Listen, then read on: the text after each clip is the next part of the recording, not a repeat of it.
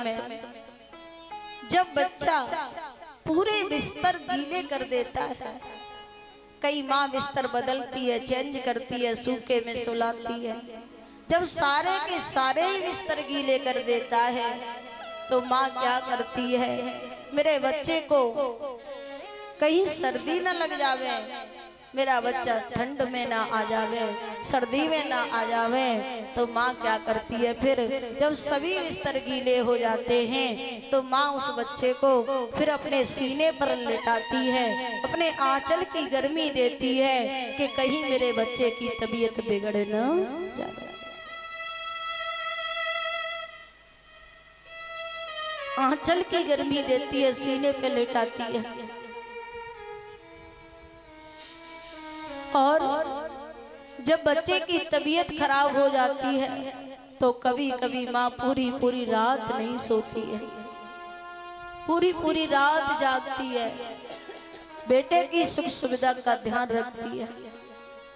बेटे को निमोनिया हो जावे तो खुद माँ परहेज करती है, बेटे को निमोनिया हो गया है, परहेज मुझे करना पड़ेगा क्योंकि बेटा मेरा दूध पीता है, यदि मैंने छाछ पी ली तो बेटे का निमोनिया और बिगड़ जाएगा।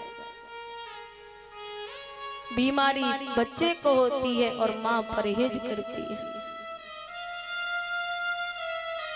और जब माँ वृद्ध हो जावे तो फिर उस माँ की चिंता नहीं, उस माँ के लिए पैसे नहीं और साली के बर्थडे की चिंता है।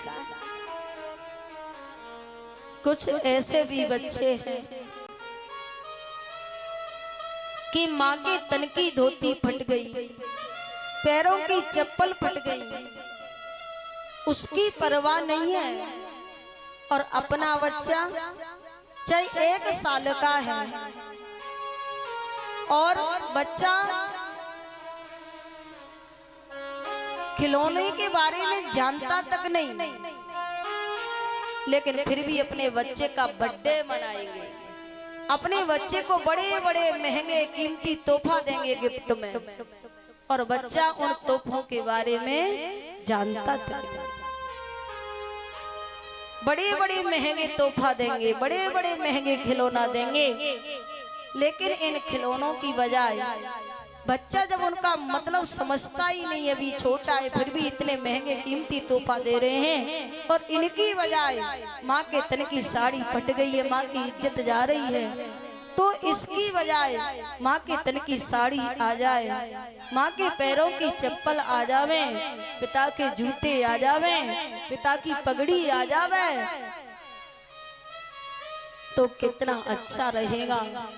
लेकिन फिर भी कुछ सपूत ऐसे हैं कि माँ बाप की परवाह न करके बस मात्र अपने बीवी बच्चों की परवाह करते हैं।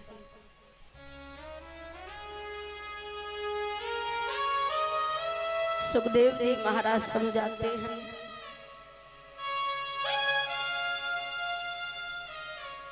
देखिए हर माँ बाप चाहते हैं हमें पुत्र मिले सरवण की तरह, हर माँ बाप बड़ी आशाएं करते हैं हमें पुत्र मिले सरवण की तरह, लेकिन कभी कभी अपना ही खून, अपने ही जिगर का टुकड़ा अपना ही दुश्मन बन जाता है।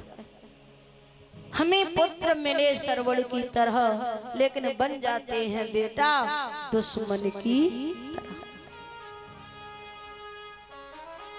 चोरों को चांदनी की रात बुरी लगती है, याद रखना, चांदनी की रात कितनी सुंदर होती है, लेकिन चोरों को वो भी बुरी लगती है।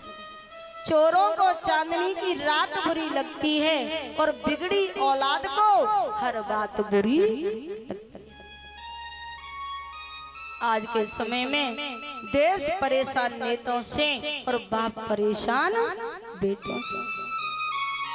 सबके लिए नहीं कह रही हूं, लेकिन अधिकतर ऐसा ही हो रहा है।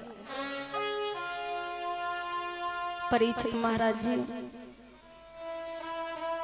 मुझे एक बात याद आ गई।